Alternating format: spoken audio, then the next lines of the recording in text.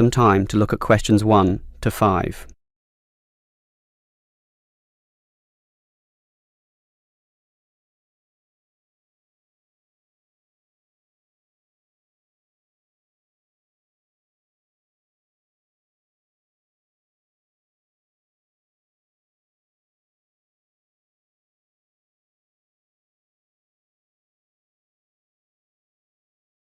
You will see that there is an example that has been done for you. On this occasion only, the conversation relating to this will be played first.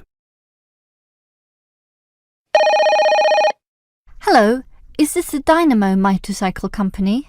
Yes, it is. How can I help you?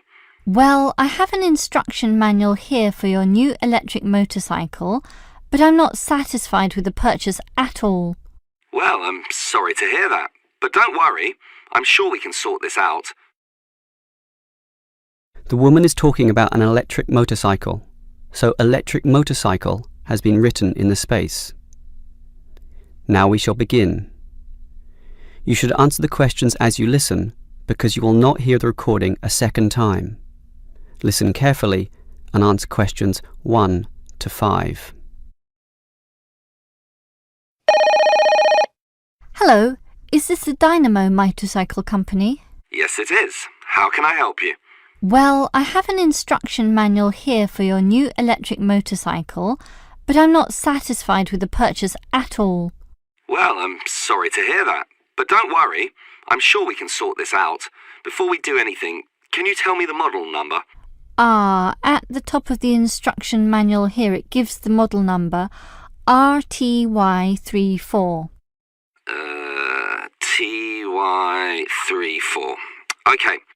Now, what's the nature of your complaint? It's many things, actually. The biggest problem is that you say in your manual that the battery will take the motorcycle 30 kilometres. That's right. Well, it's lucky to take me 8. The battery is usually flat by then, often leaving me stuck at the side of the road. Are you sure you're charging it correctly? I'm fairly sure. I follow all the instructions and plug it in for a long time. And are you sure you charge it for the required 3 hours? I charge it until the charging light goes off, and that's 2 hours, so that should be enough. And there's a serious design fault with this motorcycle.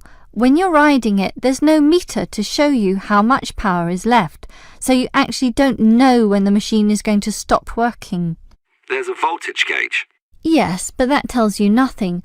The needle fluctuates about from 55 to 45, so whatever it says is meaningless.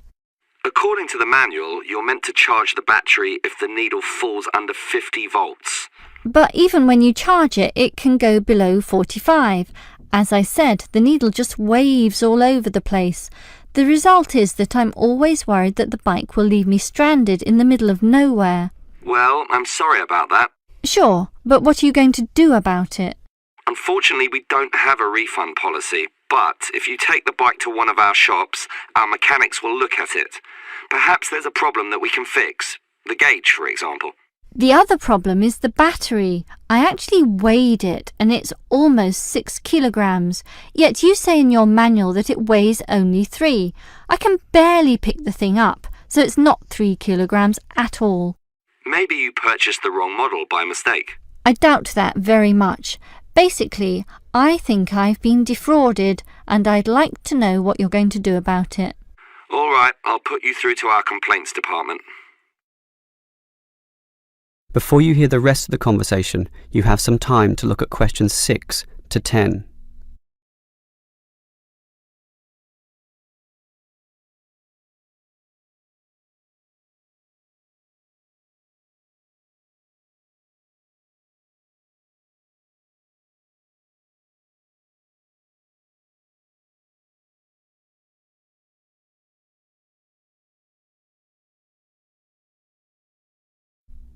Now listen and answer questions 6 to 10. Hello? Complaints department here. Apparently you have a complaint? Yes, I do. Let me tell you all about... It's all right. Our representative has already informed me about your problem. It's probably just a misunderstanding. I'm sure we can work something out. Right now, I need to take down some details. All right. Can I have your name, please? Jessie Parkinson. That's Jessie and Parkinson, Parkinson. Parkinson. All right. What shall we list this complaint under? Parts, service, or performance? Well, the meter isn't accurate at all, so that's parts, isn't it? Yes, perhaps, but you do feel more generally that the motorcycle doesn't meet the operational standards as advertised, so it's probably better to tick performance here. Can we tick both, parts and performance? No, we can only tick one, so let's not call it parts. We'll go with performance. Now, we may post some further forms and questionnaires to you, so would you mind giving me your address? Certainly, it's 45 Melrose Road. Melrose, M-E-L and Rose. Okay, now, your phone number? Just use my mobile phone. That's 0928 982 453. 453. Okay, and if we have any follow-up questions, what time is best for ringing you? Morning, afternoon, night time? Well, I work as a secretary from 9 to 5, but I do get a lunch break which gives me some free time. This break used to be 12:30 to 1:30, but then it changed to an hour later, so it's best to ring me at 2 p.m. since the break now starts at 1:30. All right. That's all for now. We just need to do our own investigation and we'll probably ring you back tomorrow. I'm sure we can get to the bottom of this. That is the end of section 1. You now have half a minute to check your answers.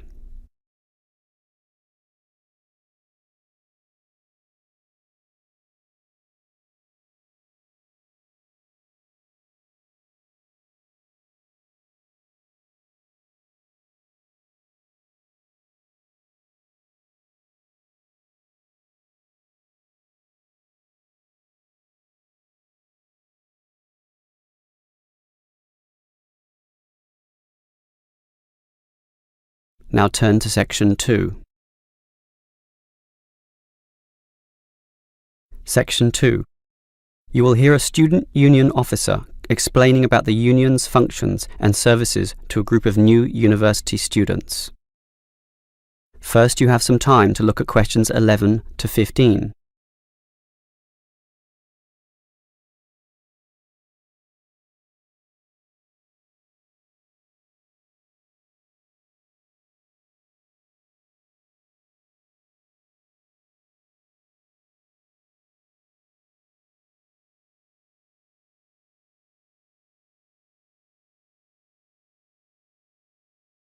Now listen carefully and answer questions 11 to 15.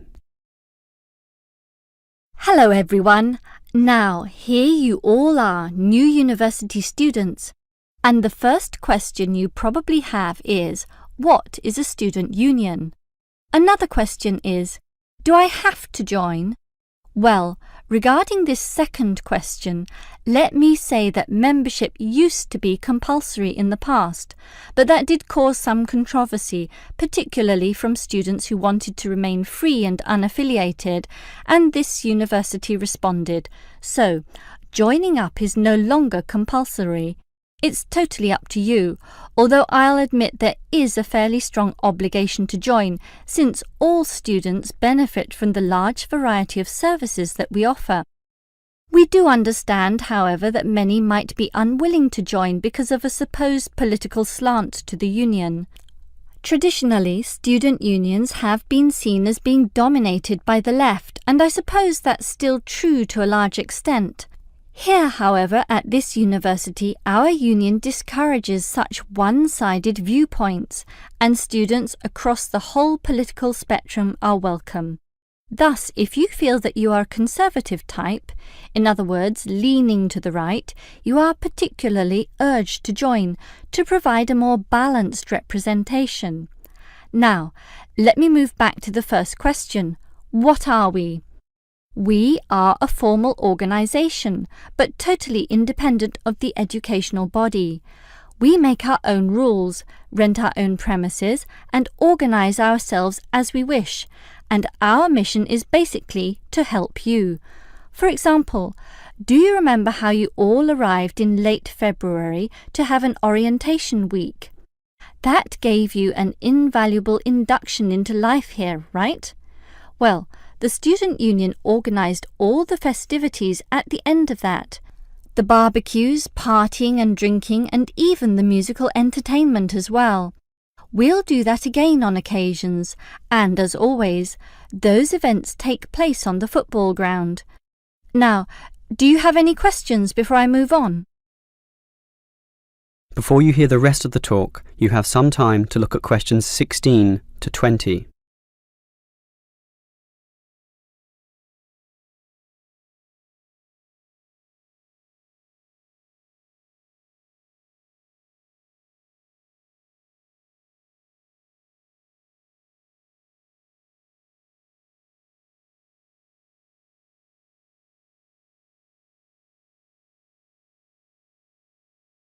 Now listen and answer questions 16 to 20. Now, let me tell you more about the Student Union and its basic functions. In general, there are three: social, organisational, and representational. Let's look at the first one. Basically, the union provides many social outlets for you to relax and have a better life at university. If you go to our union office, you'll find a list of the many clubs and societies we have, where you can make many friends with people who share a common interest. So, after class, sit with them in the cafeteria and discuss whatever takes your fancy. We also maintain sporting facilities and even our own gym, allowing you to relieve some of that pressure and worry after a particularly hard session in the classroom. And we have some small shops and other places where you can buy clothes and sporting gear, in other words, some retail outlets. And if you flash your Student Union card, you'll get up to 20% discount at the bookshop. But unfortunately, there are no discounts at the union cafeteria. Sorry, no cheap cappuccinos. Finally, there's a Student Union newspaper, and you're welcome to contribute or put in advertisements if you're buying and selling goods or textbooks. You can also place notices of a more personal nature on the notice board of the union office itself. All right, let's move on to our more serious functions, which are helping you get through life here, as well as representing you in times of trouble.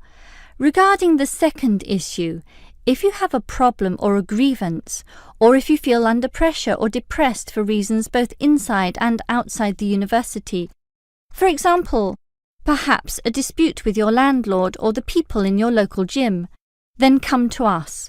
We have a range of counsellors and helpers, and even some lawyers, who you can meet in the conference room. So just sip a cup of tea or coffee with them and tell them your troubles, and they'll be all ears. Basically, there's every reason to join the Student Union, since whatever you need, whether it be social or representational, we will help you. That is the end of section 2. You now have half a minute to check your answers.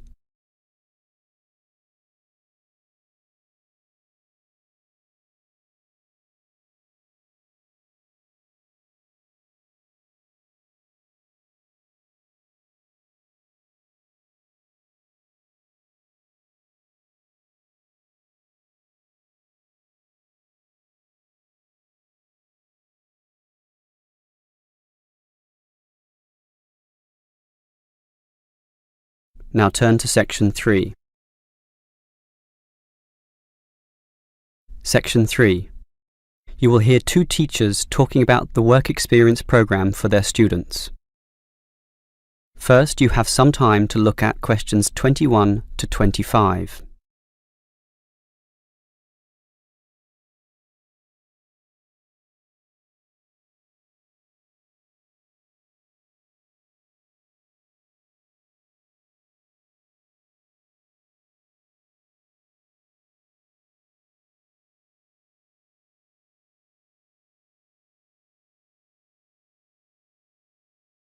Now listen carefully and answer questions 21 to 25.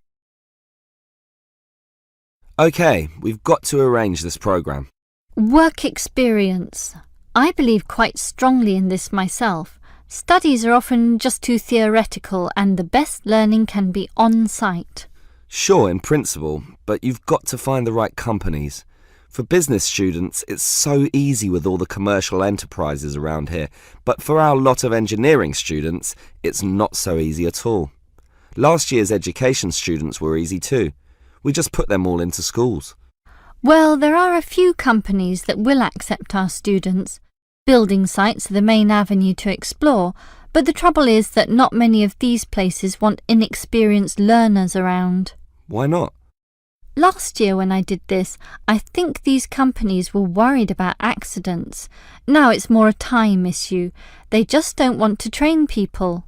But these people work for free. But training takes time, and in the economic recession, few companies want their personnel diverted for such purposes. But I did find some companies, enough for us at least, but they all insist on one thing. Minimum work time of 1 month, right? No, that the students are appropriately insured. Remember, these are building sites and there are quite a few hazards there, and we're putting untrained students, not trained students, right amongst them. So these companies want financial coverage in case of accidents. Gee, is that going to be expensive? Yes, I'm afraid so, since we live in quite a litigious society. Consequently, insurance rates are sky high, almost unaffordable. I see. Can our budget meet this? Last year we couldn't pay for the programme. This year we can, since we have fewer students to deal with, but we'll nevertheless have to cut corners in certain areas. I never like it when that happens. Neither do I. In which areas do we need to economise? Well, the payment to students is not going to change. After all, they won't do this work unless they can get some money. We'll also continue to subsidise their travel as we did last year. Last year we gave them a completion bonus too. It was a big success, made them go through the whole month. But not this year. We'll impress upon the students that possible failure could result if they don't finish the whole term. OK, I trust that will work. Before you hear the rest of the conversation, you have some time to look at questions 26 to 30.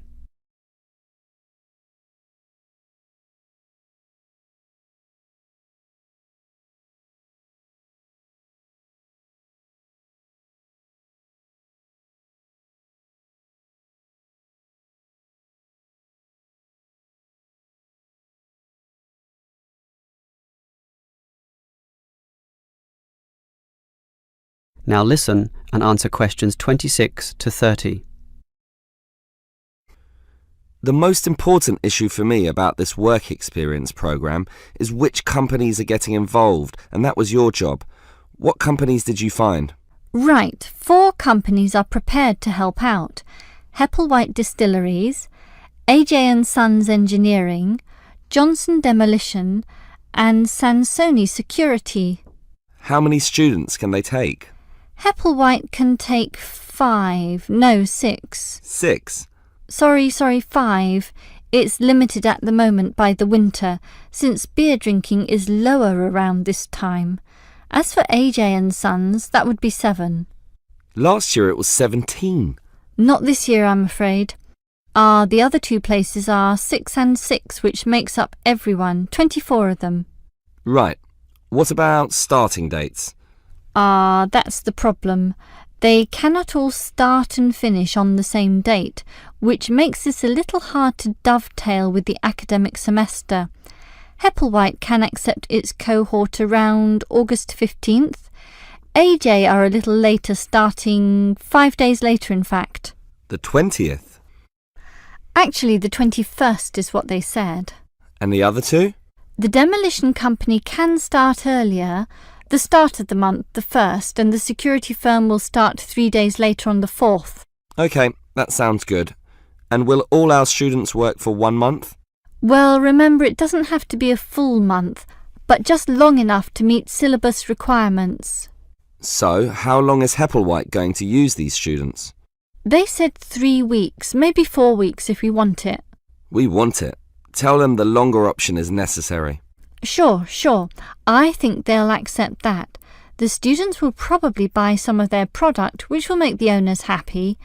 As for the engineering company, it's giving 24 days. That's fine. And the demolition company? They're saying 2 weeks, 14 days. Impossible. The students can't complete their projects in such a short time. You'll have to be stronger.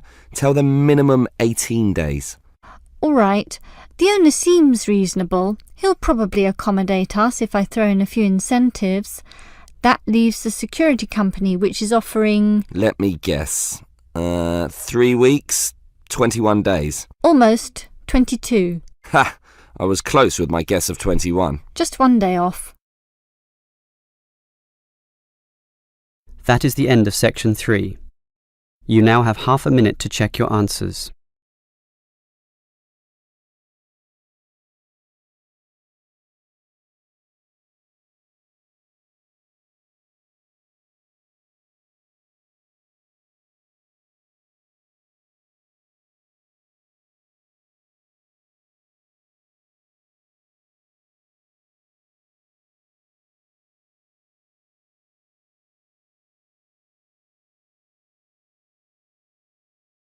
Now turn to section 4. Section 4. You will hear a lecturer talking about the process of fossilization. First, you have some time to look at questions 31 to 33.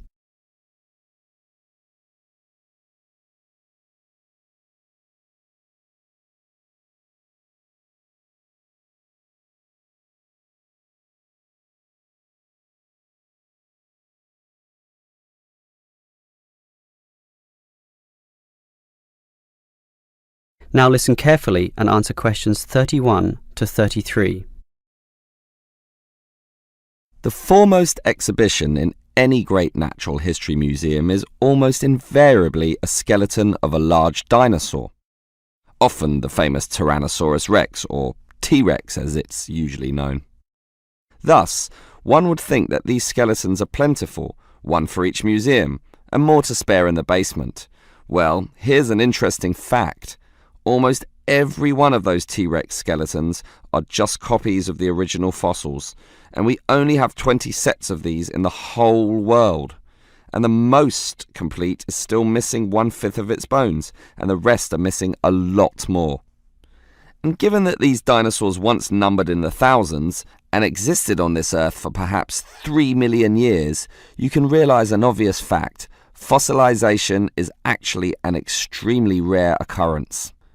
Fossilization can only occur when, after an animal dies, it is buried in soft mud or silt relatively quickly, before the body completely rots or is torn to pieces by scavengers. Given this fact, the overwhelming majority of fossils are in marine sediment, where former marine life sank to the sea bottom, where sediment was being continually deposited. This means that we have a fairly good idea of the life in Earth's ancient oceans, but a much sketchier view of the land-based life forms. Fossilization on land needs water and mud, meaning that it is most often near ancient river sites and lakes. But it is still so rare that there are, in fact, large stretches of geological time about which we don't quite know what was happening at all. Before you hear the rest of the lecture, you have some time to look at questions 34 to 40.